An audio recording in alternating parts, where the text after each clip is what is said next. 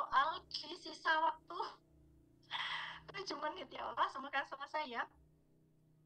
Soal nomor 60 sampai 70 ini adalah soal di rumpun Quran hadis. Ada 11 soal. Mari kita lanjutkan, tetap semangat ya Bapak Ibu. Oke, kita ke soal nomor 60. Ini berbicara tentang takwil ya Bapak Ibu. Sekali lagi mari kita cari kalimat terakhir dari soal yang panjang. Kalimat terakhirnya mana? Pilihlah, sebentar. Oh, nomor 6 ini maaf kita lewati Bapak Ibu. Nomor 6 ini bonus ya, karena maaf, yang namanya manusia mungkin ada kekeliruan. Jadi yang dituliskan di opsi jawaban ini salah ayat dan terjemahnya salah. Jadi kita lewati, mohon maaf ya. Nomor 60 kita lewati Bapak Ibu. Ada kesalahan pembuatan soal. Kita langsung ke nomor 61. Oke, sekali lagi, kalau ada soal yang panjang, kita cari kalimat terakhir dari soal itu. Ini ya, dalam konteks kehidupan sehari-hari, mengapa pemahaman terhadap ayat muhkamat sangat penting bagi calon guru profesional? Kenapa? Bapak Ibu kita ingat ya, ada ayat muhkamat, ada ayat mutasyabihat. Apa bedanya Bapak Ibu? Ayat muhkamat itu adalah di sini sudah ada ya, ayat-ayat yang sudah jelas, yang sudah tegas, hukumnya jelas. Oh, ini perintah sholat, ya, sudah jelas, tidak perlu ditafsirkan lagi ya. Jadi, oh ini perintah puasa, itu termasuk ayat-ayat muhkamat, sudah jelas. Kalau mutasyabihat itu ayat-ayat yang masih perlu penafsiran lebih mendalam. Nah, pertanyaannya, mengapa sih sebagai guru PAI itu penting untuk memahami ayat-ayat muhkamat? Kenapa? A, agar mereka dapat mengabaikan, kok mengabaikan sesuatu yang negatif ya, sudah ini bukan jawabannya. B, hanya relevan bagi ulama. Kok begitu? Belajar agama itu kan untuk semua umat Islam, bukan hanya untuk ulama. B juga tidak. Kita lihat yang C,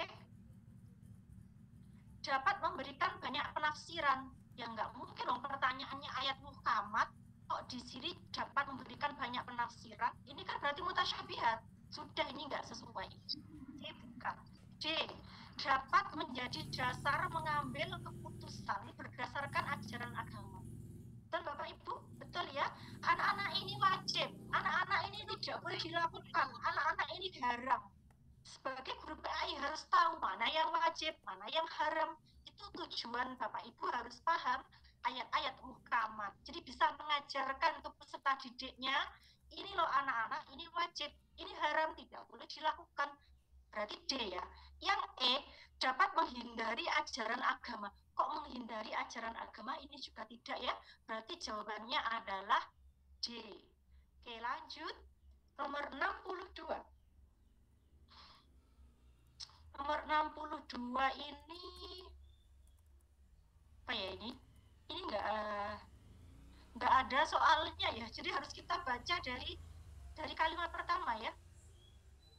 Dalam menjalani kehidupan sehari-hari sebagai calon guru dihadapkan pada berbagai ayat Al-Quran. Salah satu metode penafsiran adalah birro'yi, yaitu penafsiran berdasarkan pemahaman individu atau pendapat pribadi. Namun dalam menggunakan metode ini diperlukan pemahaman yang kuat. Jadi bukan setiap individu bebas menafsirkan, tidak boleh ya, tapi yang memiliki pengetahuan terkait bahasa Arab, ya, prinsip-prinsip ilmu tafsir itu harus ngerti ya. Dan belanjakanlah hartamu di jalan Allah. Janganlah kamu menjatuhkan dirimu ke kebinasaan. Berbuat baiklah. Sesungguhnya Allah menyukai orang-orang yang berbuat baik. Tidak ada pertanyaannya. Langsung kita jawab opsinya ya. Saya juga nggak ngerti ini yang membuat soal gimana. Tidak ada pertanyaannya. Kita lihat jawabannya. Menafsirkan ayat di atas dengan merujuk pada tafsir ulama terpercaya dan konteks sejarah. Betul Bapak Ibu? Betul ya, merujuk pada tafsir ulama. Kita simpan dulu. Yang B, menafsirkan berdasarkan pemahaman pribadi tanpa merujuk pada sumber terpercaya. Tidak boleh ya setiap pribadi menafsirkan, nanti bisa multi tafsir, rusak nanti agama ya. Yang B tidak. Yang C, hanya berdasarkan menganalisis bahasa Arab tanpa memperhatikan konteks. Nggak boleh hanya melihat terjemahan bahasa Arabnya saja, nggak boleh, harus melihat konteks, harus melihat ini apa asbabun nuzulnya. Dulu kenapa sih ayat ini turun? Apa latar belakangnya? Itu juga harus diketahui gitu. Nggak boleh kita menafsirkan hanya melihat terjemahnya saja. Kenapa bisa begitu? Sebabnya apa sih dulu kok turun ayat ini? Itu juga harus diperhatikan. Berarti C tidak. Kita lihat yang D, menafsirkan mengabaikan pendapat ulama, apalagi mengedepankan pendapat pribadi Bapak Ibu tapi mengabaikan pendapat ulama, malah tidak ini ya, menafsirkan dengan merujuk pada pendapat ulama kontemporer. Nah, ini yang gawat. Ulama kontemporer, apakah keilmuannya, capability beliau apakah bisa dipercaya kan gitu ya. Berarti ini kan mengesampingkan ulama tempo dulu, mengesampingkan asbabun nuzul, ini juga tidak gitu. Jadi yang tepat adalah yang A ya, lebih lengkap ya, merujuk tafsir ulama dan juga konteks sejarahnya. Itu cara menafsirkan ya, berarti jawabannya adalah A. Saya lanjutkan. Nomor 63, Bapak Ibu, ini disajikan sebuah ayat. Nomor 63. Oke. Disajikan sebuah ayat berdasarkan teks tafsir di atas. Metode tafsir yang digunakan dalam penjelasan tersebut adalah, Bapak Ibu, ini ada Quran Surah Al-Ahzab ayat 33 ya. Kira-kira kalau menafsiri ayat ini tuh menggunakan metode tahlili atau metode maudhu'i? Metode tahlili itu apa Bapak Ibu? Bapak Ibu ingat metode tahlili itu apa? Metode yang jelas Bu, dengan cara yang jelas, penjelasan dengan cara yang jelas Bu, secara terperinci Bu. Menjelaskan ya, jadi cara menafsirkan secara terperinci, baik kata demi kata dari segi bahasanya gitu ya. Tapi kalau maudhu'i itu dari kata dasarnya maudhu atau tema. Jadi tafsir tematik ya, berdasarkan tema tertentu ya Bapak Ibu ya. Oke, kira-kira ini apakah ada temanya? Kan tidak ada temanya ya Bapak Ibu. Ini bukan tematik ya, jadi bukan maudhu'i ya. Jadi ini saya merah, yang maudhu'i kita coret aja. Kita fokus ke tahlili. Ini tahlili, ini tahlili, ini tahlili gitu. Kenapa kok mengatakan ini bukan maudhu'i Bu Septi? Ini kan nggak ada temanya, bukan tema tertentu gitu loh. Kalau ada tema pasti di kenyataannya itu tema tentang apa begitu ya. Oke. A. Metode tahlili karena menjelaskan keutamaan ahlul bait dengan mendekati makna-makna kata secara mendalam. C. Tahlili karena memberikan penjelasan penjelasan tentang tujuan Allah menghilangkan dosa ahlul bait secara terperinci. Ini hampir mirip ya Bapak Ibu ya dengan yang A ya. C. A. Lalu yang berikutnya metode tahlili karena menekankan pada perlunya pemahaman yang mendalam tentang ayat Al-Quran secara umum. Bapak Ibu jawab yang mana?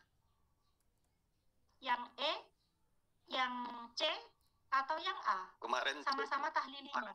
Kemarin mana Pak? Kalau C, saya C. Kemarin C ya Bapak Ibu ya. Kira-kira mana? Keutamaan ahlul bait, kalau ini tujuan menghilangkan dosa, kalau ini perlunya pemahaman yang lebih mendalam tentang ayat Al-Quran secara umum. Bapak Ibu, sebenarnya nomor E itu lebih umum ya Bapak Ibu ya. Kalau yang A dan C itu sama-sama fokus, sama-sama lebih rincinya gitu.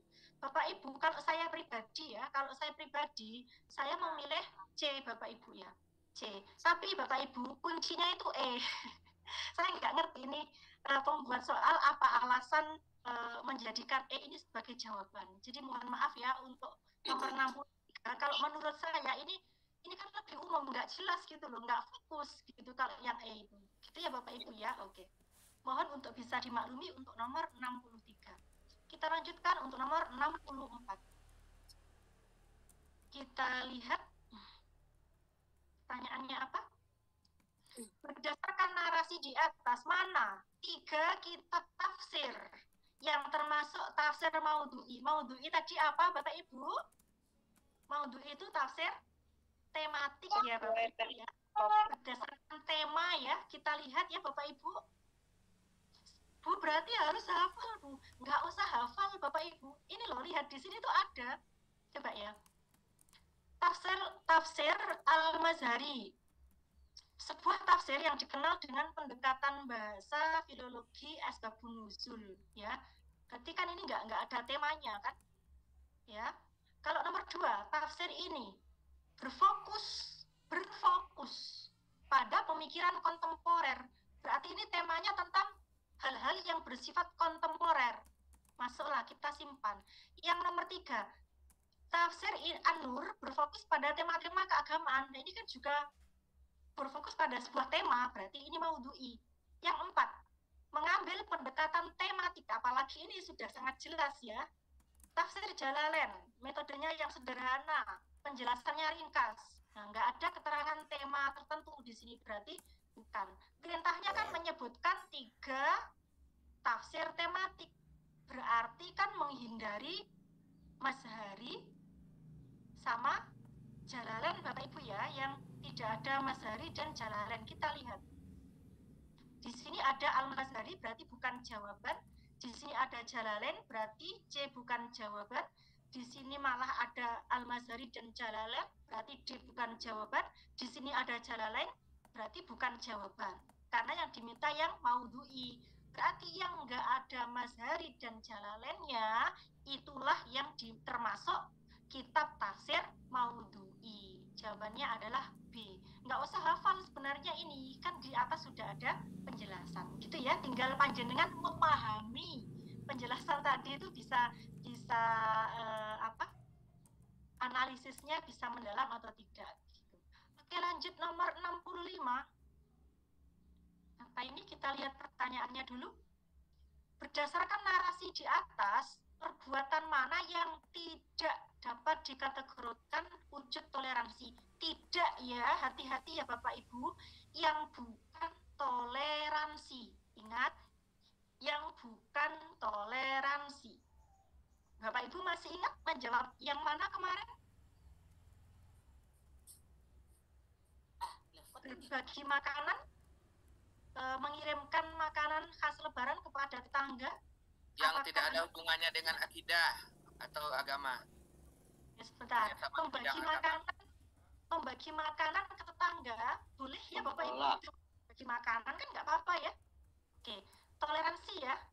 Menolak kehadiran tetangganya yang Hindu dalam rapat pertemuan warga. Nggak boleh ikut rapat pertemuan warga, kamu beragama Hindu. Ini nggak toleransi ya Bapak Ibu ya.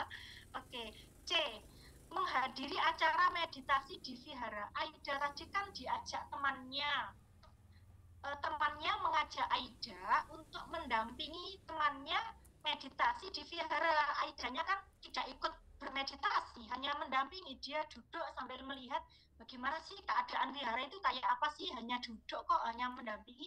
Kan nggak apa-apa ya, berarti ini toleransi ya, dia tidak ikut beribadah gitu, hanya menemani ke vihara.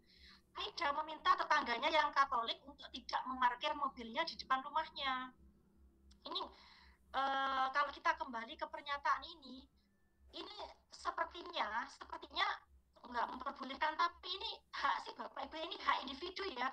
Kamu yang beragama Kristen tolong ya jangan parkir di sini dulu karena halaman saya mau dipakai kegiatan keagamaan. Di sini kan ada dijelaskan karena akan dipakai kegiatan keagamaan. Mana tadi?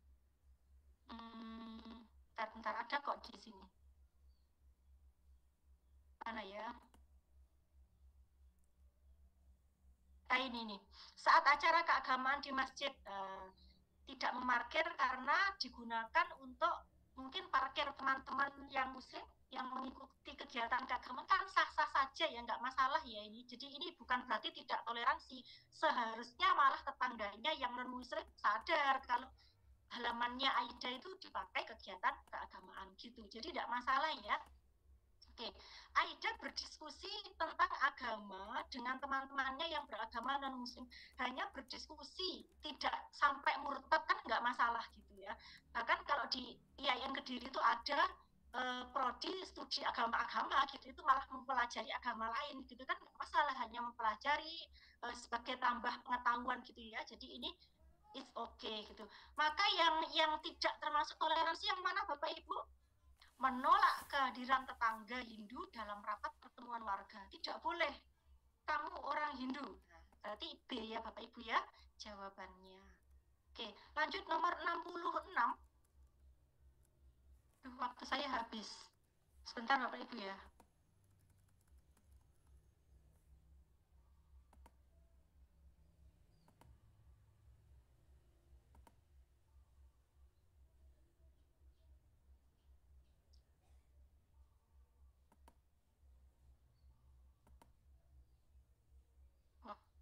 Bapak Ibu maaf, file saya apakah terstop? Tidak, Bu. Iya, Bu, terstop. Ya, Kelihatan, Bu, kelihatan. Lihat, Bu. Sebentar Pak, saya hilang. Saya ini lagi sebentar. Bu. Bu, bisa dibagikan nanti filenya, Bu? Ya, bisa Bapak Ibu. Sebentar saya lanjutkan dulu ya Bapak Ibu. Ya, Bu. Soal Oke. Ya Pak. Oke. Saya lanjutkan dulu nomor 66. 1, 2, 3, 4, 5. Masih ada 5. Saya lanjutkan dulu ya. Mana ini? Langsung ke kalimat terakhir ya. Menurut ilmu hadis, apakah definisi sebenarnya dari kata sikoh? Kita lihat jawabannya. Jadi definisi sikoh itu yang kayak apa? Perawi memiliki hafalan sempurna tanpa memandang integritas moralnya. Ini kan tidak termasuk sikoh ya. Tanpa memandang integritas moral. Berarti hafalannya baik tapi moralnya buruk. Yang nggak termasuk sikoh. Yang B, moralnya baik tapi sering melakukan kesalahan, apalagi ini tidak termasuk ya, sering melakukan kesalahan dalam meriwayatkan hadis. C, integritas moralnya tinggi, hafalannya baik, berarti ini positif semua ya. Yang D, tidak selalu akurat dalam menghafal, tidak baik, integritas moral dan hafalannya, sorry kok hilang lagi, sebentar.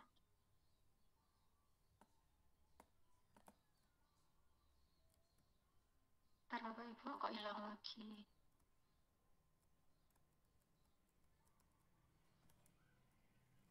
Apakah sudah muncul di Bapak Ibu? Sudah, Bu. Sudah, Bu. Saya kok malah enggak. Ini kayaknya sinyal saya, sebentar ya Bapak Ibu. Mohon maaf, saya share ulang. Oke, sudah muncul lagi ya. Saya lanjutkan Bapak Ibu. Jadi jawabannya C ya, moralnya bagus, hafalannya bagus. Jadi nggak cukup hanya hafalannya bagus tapi perilakunya jelek gitu. Atau perilakunya bagus tapi terdapat kesalahan dalam meriwayatkan, itu nggak sikoh. Jadi pilihlah jawaban yang keduanya sempurna. Jadi jawabannya C ya. Oke, lanjut nomor 67 Bapak Ibu. Kita cari kalimat terakhir. Alasan menggunakan hadis dhaif sebagai dasar hukum mencari ilmu. Bapak Ibu menjawab yang mana kemarin?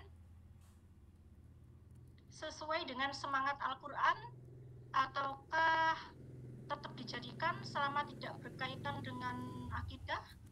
Apakah karena sudah populer di masyarakat? Atau karena riwayatnya orang terkenal?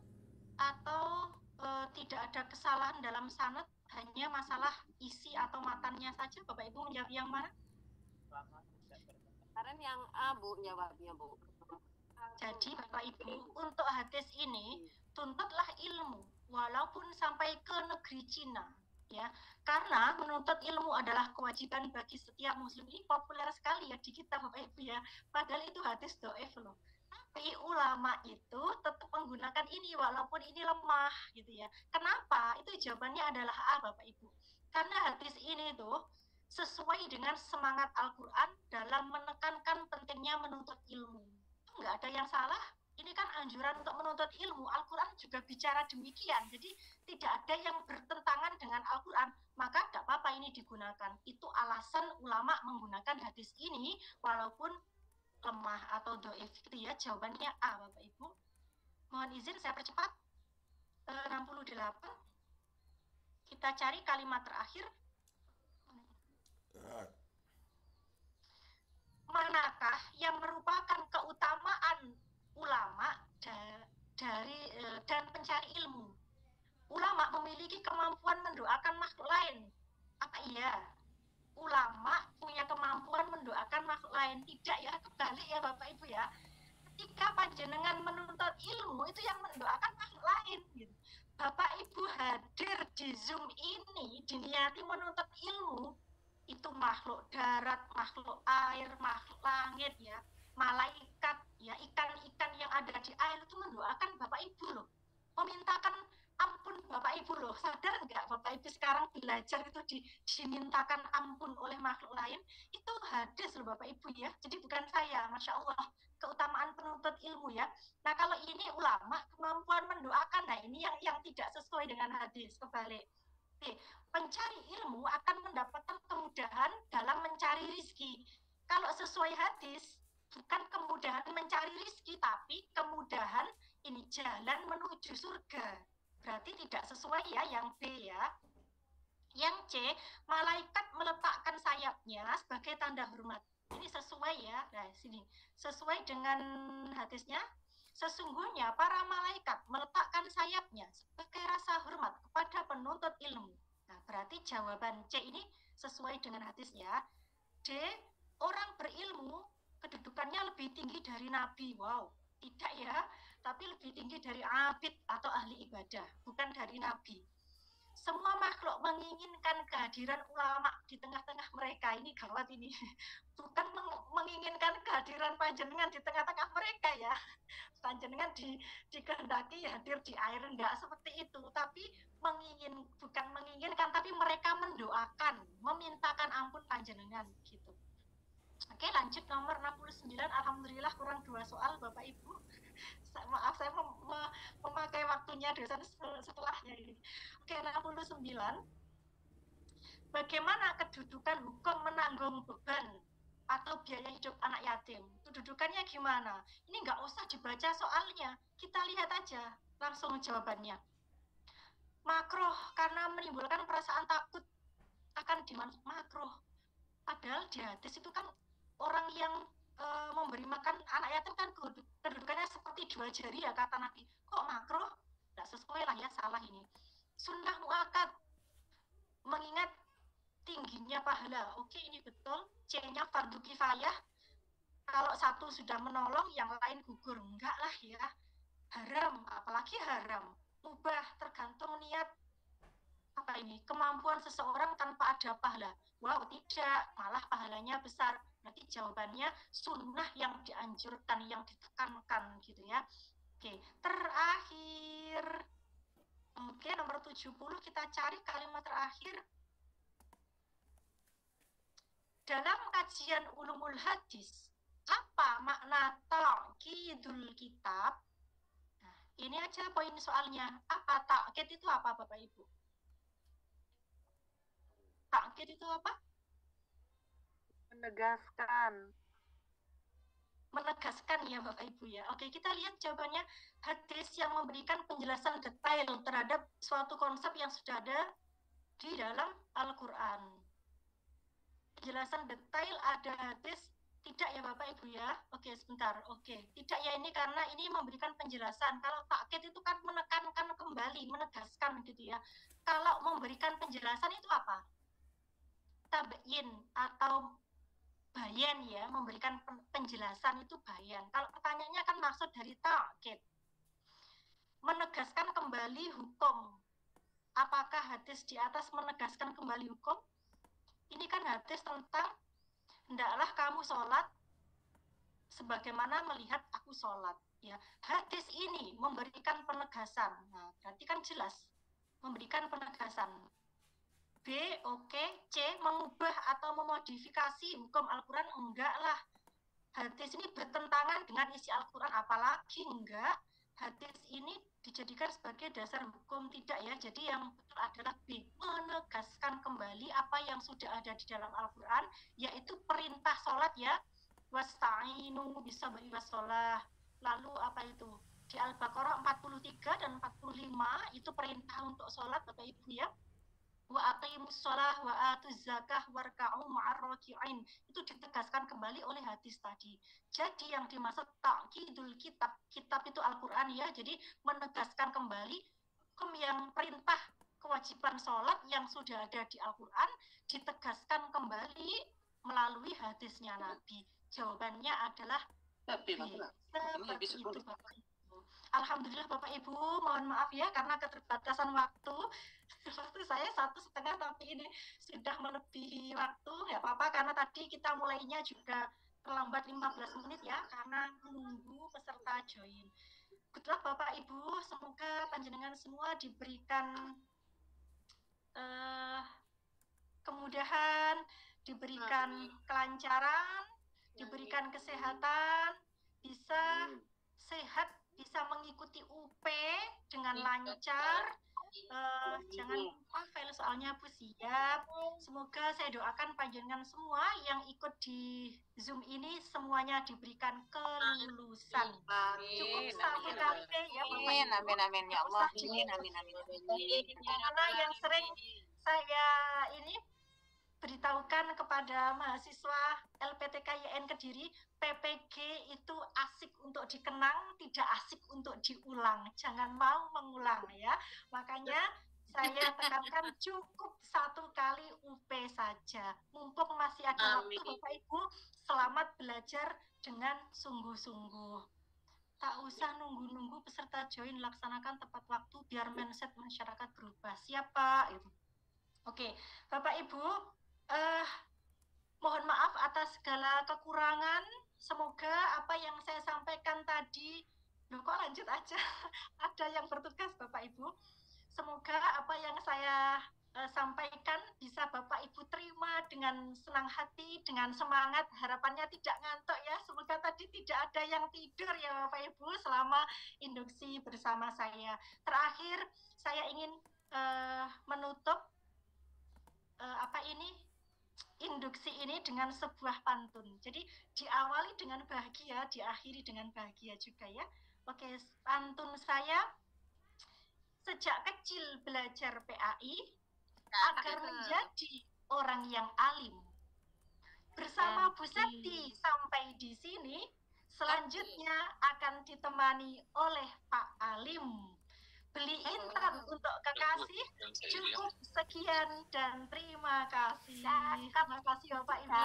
Sampai bertemu kembali di lain kesempatan. Jangan lupa Bapak Ibu yang belum isi presensi atau absen, tadi sudah saya share di chat ya. Silakan isi presensi kehadiran di induksi pertama ini. Sekali lagi terima kasih.